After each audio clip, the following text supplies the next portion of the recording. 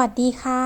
วันนี้นะคะครัวสามีก็เอาคุกกี้มาฝากเป็นคุกกี้นุ่มหรือว่าที่เขาเรียกว่าซอฟต์คุกกี้นั่นแหละค่ะและสำหรับคลิปนี้นะคะปุ๋ยจัดให้เพื่อนๆถึง4รสชาติคุกกี้4รสชาตินี้นะคะปุ๋ยจะพาเพื่อนๆทำมีแจกเทคนิคแล้วก็มีสูตรให้ด้วยก็จะมีรสคลาสสิกรสช็อกโกแลตรสชาเขียวแล้วก็รสสตรอเบอรี่ก่อนดูคลิปนะคะอย่าลืมเป็นกำลังใจให้กับปุ๋ยนะคะโดยการกดติดตามกดกระดิ่งแจ้งเตือนสำหรับคุกกี้นุ่มหรือว่าซอฟต์คุกกี้ที่เพื่อนๆรู้จักนะคะจริงๆแล้วเขาทำไม่ยากแต่ว่าตัวเคล็ดลับค่ะเขาจะมีเล็กๆน้อยๆตลอดการทำคุกกี้เลยซึ่งในคลิปนี้นะปุ๋ยก็จะเอาเคล็ดลับตัวนี้แหละมาบอกเพื่อนๆอย่างเช่นคุกกี้สูตรนี้นะคะเขาก็จะมีใส่ตัวช็อกโกแลตจะมีดาร์กช็อกโกแลตกับไวท์ช็อกโกแลตใช่ไหมอย่างตัวดาร์กช็อกโกแลตของปุ๋ยเขาก็เม็ดเล็กแต่ว่าตัวไวท์ช็อกโกแลตเขาเป็นเม็ดใหญ่ซึ่งปุ๋ยก็ต้องเอามาสับถ้าเพื่อนๆจะใส่เม็ดโตๆแบบนี้ได้ไหมจริงๆได้นะแต่ว่าตอนที่ปั้นเขาจะปั้นยากแล้วก็ตัวไวท์ช็อกโกแลตเขาก็จะกระจายไม่ค่อยทั่วคุกกี้แล้วก็ตอนสับช็อกโกแลตก็ปล่อยให้เขาคลายเย็นนิดนึงถ้าสับตอนเขาเย็นมากๆเขาจะแข็งกรอบ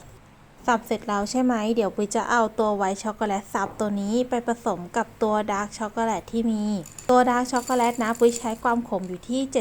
76%ส่วนตัวไวท์ช็อกโกแลตเป็นของทิวลิปเดี๋ยวตอนเอาไปใส่คุกกี้เราจะต้องเอาเขาไปชั่งแล้วก็ใส่พร้อมๆกันทั้งไวท์ช็อกแล้วก็ดาร์กช็อกปุ๋ยก็จะเอาเขามาผสมไปก่อนเลยเวลาเอาไปใช้ก็ใช้ง่ายตัวช็อกโกแลตนี่ผสมเตรียมไว้ก่อนยังไม่ได้ใช้นะตัวนี้เป็นแป้งอเนกประสงค์แล้วก็ตัวนี้เป็นแป้งเค้กส่วนอันนี้เป็นแป้งข้าวโพดผสมทั้ง3แป้งลงไปในตัวหม้อเลยนะหรือจะเป็นกระทะก็ได้เดี๋ยวปุ๋ยจะเอาแป้งตรงนี้เอาเขาไปคั่วเล็กน้อยให้แป้งเขาสุกใช้ไฟอ่อนในการคั่วนะคะอย่าใช้ไฟแรงเดี๋ยวแป้งไหม้ชอบมีคำถามนะคะว่าดูยังไงว่าแป้งสุกดูว่าเขาเปลี่ยนสีจากสีขาวให้ออกสีน้ำตาลอ่อนๆนะคะก็โอเคแล้ววิธีทำคล้ายการคั่วข้าวคั่วเลยนะแต่ว่าไม่ต้องสีเข้มเหมือนข้าวคั่วนะคะเอาอ่อนๆก็พอที่ให้เอาแป้งไปคั่วก่อนเพราะว่าตัวซอฟต์คุกกี้เวลาอบเขาใช้เวลาแป๊บเดียวปุ้ยก็กลัวว่าแป้งจะไม่สุกเดี๋ยวกินไปแล้วเดี๋ยวท้องเสียก็เลยเอาเขามาคั่วตัวแป้งคั่วเสร็จก็เอาไปพักให้เขาคลายร้อนนะพักสัก15-20 นาทีได้ตัวแป้งพักไว้ก่อนยังไม่ได้ใช้เดี๋ยวเราจะต้องเตรียมอย่างอื่นด้วยอันนี้เรามาทำเนยละลายก่อนเนยตัวนี้เป็นยี่ห้อที่ปุ้ยใช้นะคะอันนี้เก็บซองไว้ให้ดูว่าเป็นซองแบบนี้ให้ละลายเนยจนกลายเป็นน้ำไปเลยใครมีไมโครเวฟก็เอาไปเวฟก็ได้ใครมีเตาแก๊สหรือว่าจะไปละลายในเตาอบได้หมดเลยนะคะขอให้เนยเขาละลายจนเป็นน้ำเดือดนิดนึงก็พอเสร็จแล้วก็ปิดไฟพักไว้ก่อนนะต่อไปเป็นการผสมเครื่องคุกกี้แล้วนะคะเริ่มแรกก็เอาตัวแป้งที่เราคั่วไว้เอามาร่อนก่อนตรงนี้ถ้าใครสังเกตนะตัวแป้งที่เราเอาไปคั่วเขาจะจับตัวเป็นก้อนซึ่งก้อนตัวนี้ใหญ่กว่าตอนแป้งที่ยังไม่คั่วอีกถ้าเป็นไปได้นะร่อนก่อนเพราะว่าตัวแป้งตัวนี้เวลาผสมเข้าจริงๆแตกตัวยากมากส่วนตอนที่เราร่อนแป้งเราก็ใส่เบกกิ้งโซดาลงไปร่อนด้วยถ้าเราใส่ตอนหลังเขาก็เกาะเป็นก้อนเหมือนกันแล้วก็ในสูตรไม่มีเกลือถ้าเราจะใส่เกลือใช่เปล่าเราก็ใส่ไปพร้อมกับแป้งแล้วก็เบกกิ้งโซดาร่อนพร้อมกันไปเลยร่อนแป้งตรงนี้เสร็จแล้วใช่ไหมเดี๋ยวเราจะไปขั้นตอนต่อไปอันนี้เป็นน้ำตาลทรายขาวนะคะอันนี้เป็นน้ำตาลทรายแดงเลือกเกรดที่เขามีตัวเป็นก้อนเล็กๆหน่อยตรงนี้เราคนผสมเขาก่อนนะคะให้ตัวน้ำตาลทรายแดงแล้วก็แป้งให้เขาเข้ากันลองสังเกตดูนะคะเห็นไหมพอเราร่อนแป้งมาใช่ไหมตอนนี้เราคนน้ำตาลแล้วก็แป้งผสมกันง่ายมากหลังจากคนแป้งเสร็จแล้วใช่ไหมคะแล้วเราก็จะใส่ไข่ลงไปไข่ไก่ที่ใช้นะคะจะเป็นไข่เบอร์2น้ำหนักฟองหนึ่งน้ำหนักเนื้อไม่รวมเปลือกนะอยู่ที่55 กรัมอันนี้เพื่อนๆจะเห็นว่าปุ้ยตอกไข่ลงไปเลยใช่ไหมคะแต่จริงๆแล้วถ้าเราทำไข่ปุ้ยแนะนำให้เอาไข่ไปกรองสักรอบนึงเผื่อว่ามีเปลือกไข่ตกลงไปคราวนี้พอใส่ไข่เสร็จแล้วใช่ไหมคะก็ตีไข่ให้เขาแตกก่อน ส่วนตรงนี้นะคะปุ้ยก็จะตีไข่ให้เข้ากับแป้งไปเลยแต่ว่าเข้ากันนิดเดียวนะคะพอประมาณไม่ต้องเข้าเยอะต่อไปก็จะเป็นตัวเนยละลายตัวเนี้ยเขาจะยังมีความอุ่นอยู่นะอย่างชามเนี้ยออกอุ่นๆก็คือเอามือไปสัมผัสเขาอะค่ะทนร้อนได้ไม่ได้ร้อนถึงขนาดเอามือจับไม่ได้นะคะเทเนยลงไปในชามแป้งเลยค่ะตอนนี้เราก็ใส่เนยใส่แป้งใส่น้ำตาลเบกกิ้งโซดาไปแล้วใช่ไหมคะถึงขั้นตอนนี้นี่คือผสมให้เขาเข้ากันไปเลยค่ะจริงๆแล้วจะบอกเพื่อนๆว่าถ้าเราผสมตรงนี้เสร็จแล้วอ่ะเราสามารถชิมได้แล้วนะเพราะว่าตัวแป้งของเราอ่ะสุกแล้วก็ไข่ไก่ที่ปุ้ยใช้อ่ะเป็นไข่ไก่สามารถกินดิบได้เนื้อสัมผัสเขาก็จะนุ่มๆหนึบๆอ่ะแต่อร่อยนะถึงตรงเนี้ยเขาก็เป็นคุกกี้แล้วแหละเหลือแต่แค่อบเฉยๆแต่ว่าเดี๋ยวเราจะเอาเขาไปเพิ่มถั่วกับช็อกโกแลตก่อนตัวถั่วก่อนที่เราจะใช้ใช่ไหมคะเราจะต้องเอาเขาไปอบก่อนอบให้เขาสุกประมาณ 95%ส่วนอีก 5% เดี๋ยวเขาจะไปสุกตอนที่เราเอาเขาไปอบอีกทีหนึ่งกับคุกกี้ถ้าถามปุ้ยว่าใช้ถั่วยังไม่อบใส่ลงไปเลยได้ไหมบอกเลยนะคะว่าไม่ได้เพราะว่าปุ้ยอบคุกกี้ใช้เวลาแป๊บเดียวเพราะว่าเขาเป็นซอฟต์คุกกี้เนาะเพราะฉะนั้นเวลาน้อยเกินไปถั่วเขาจะไม่สุกรอบเมื่อสักครู่นี้เป็นรสคลาสสิกนะคะส่วนรอบนี้เป็นรสชาเขียวอันนี้เอามาผสมให้เพื่อนๆดูค่ะว่าวิธีการผสมเพิ่มผงชาเขียวลงไปไม่ยากเลยตัวเครื่องของคุกกี้เขาที่เป็นถั่วเป็นช็อกโกแลตเปลี่ยนได้นะคะส่วนมากเขาก็จะนิยมใส่เป็นตัวแมชเมลโล่เป็นคุกกี้ก็มีนะคะแล้วก็มีครีมชีสด้วยที่ปุ้ยเคยเห็นสำหรับอัตราส่วนของรสอื่นๆนะคะเดี๋ยวปุ้ยจะใส่เป็นสูตรใหญ่เอาไว้ให้ใต้คลิปเลยไม่ได้เป็นสูตรเล็กแบบที่ปุ้ยแบ่งนะคะเพื่อนๆจะต้องไปแบ่งเองอีกรอบนึงแล้วก็อันนี้อีกอย่างหนึ่งของคุกกี้นะคะเพื่อนๆสามารถที่จะเพิ่มสีได้ด้วย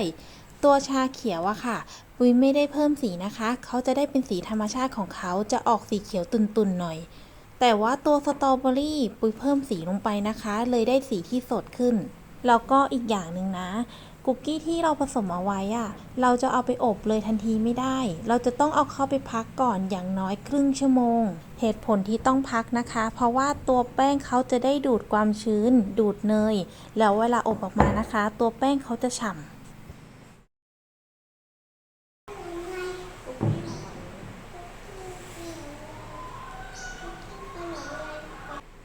สำหรับคุกกี้อันนี้นะคะปุยพักตู้เย็น1 คืนนะ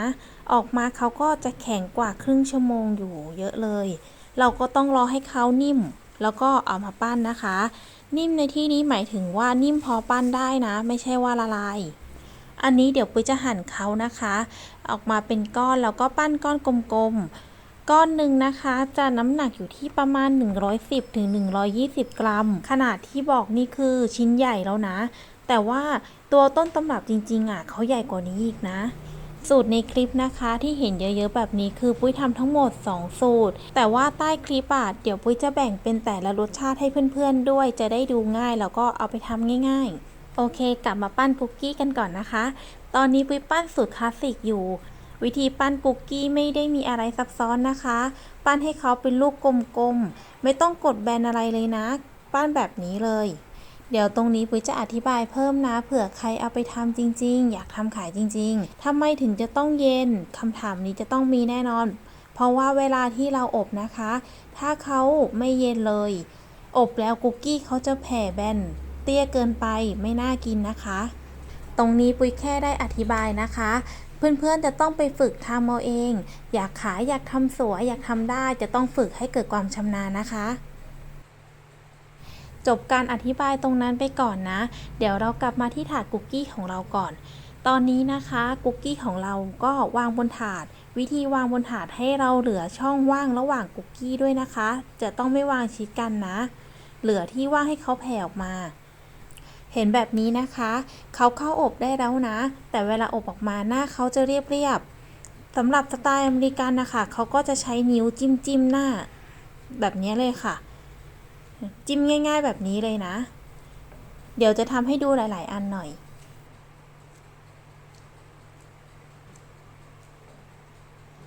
โอเคอันนี้เสร็จอันแรกเป็นช็อกโกแลตนะคะต่อไปเป็นชาเขียว จิ้มเหมือนก้อนแรกเลยค่ะเหมือนก้อนนี้เขาจะเท็กเจอร์แข็งนิดนึงเนื้อยังละลายไม่นิ่มดีนะคะเวลาเราจิ้มก็จะเห็นว่าเขาจะแตกง่ายส่วนชิ้นนี้นะคะเขานิ่มแล้วก็จะจิ้มง่ายกว่าเดี๋ยวปุ้ยจะอบซอฟต์คุกกี้นะคะที่190องศาไฟล่างบนไม่เปิดพัดลมอบไปประมาณ13นาทีค่ะอุณหภูมิแล้วก็เวลาในการอบขึ้นอยู่กับเตาของแต่ละบ้านด้วยนะว่าเป็นเตาแบบไหนเพราะฉะนั้นเวลากับอุณหภูมิที่ให้ในคลิปนี้นะคะเป็นแค่ตัวเบื้องต้นเท่านั้นเพื่อนๆจะต้องเอาไปปรับอีกทีนึงให้เหมาะสมกับเตาอบของตัวเองนะหลังจากอบคุกกี้เสร็จแล้วเราจะยังไม่ตักเขาออกนะคะจะต้องพักเอาไว้ในถาดประมาณ5นาทีถึง10นาทีวัตถุดิบยี่ห้อต่างๆนะคะเดี๋ยวปุ้ยจะใส่เอาไว้ให้อยู่ใต้คลิปเพื่อนๆสามารถที่จะทำตามได้หรือว่าจะเปลี่ยนแปลงวัตถุดิบก็ได้นะถ้าเราจะทำขายนะคะให้เราดูลูกค้าด้วยนะคะว่าวัตถุดิบที่เราจะใช้เนี่ยให้ตรงกับฐานลูกค้าที่เราจะขายด้วยมาเดี๋ยวปุ้ยจะหักคุกกี้ให้ดูเนี่ยด้านในนะเขาจะมีความฉ่ำโบ๊ะเลยนะ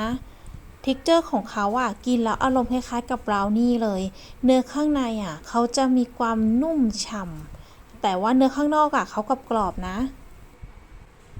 ส่วนอันนี้เป็นชาเขียวไม่ได้ใส่สีนะเป็นสีชาเขียวแท้ๆเลยสีจะออกตุ่นๆแบบนี้แหละแล้วก็ในสูตรใส่ชาเขียวแบบเข้มข้นเลยนะถ้าใครไม่ชอบไปลดเอาดูเนื้อใกล้ๆฉ่ำนะยั่วไหมเริ่มหิวยังเดี๋ยวยังมีอีก2รสส่วนตัวนี้เป็นรสต้นตำรับสีที่ได้เป็นสีจากน้ำตาลทรายแดงนะไม่ได้แต่งสีเพิ่มดูด้านในเห็นอะไรไหมช็อกโกแลตฉ่ำๆเลยนะ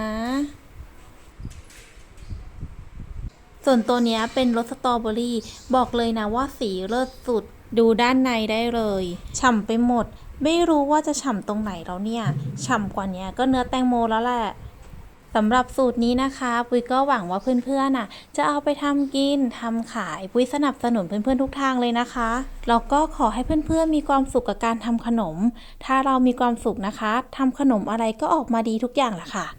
แล้วก็อย่าลืมติดตามคลิปต่อไปของปุ้ยนะคะปุ้ยจะเอาขนมแล้วก็อาหารมาฝากเพื่อนๆอีกสำหรับคลิปนี้ลาไปก่อนสวัสดีค่ะ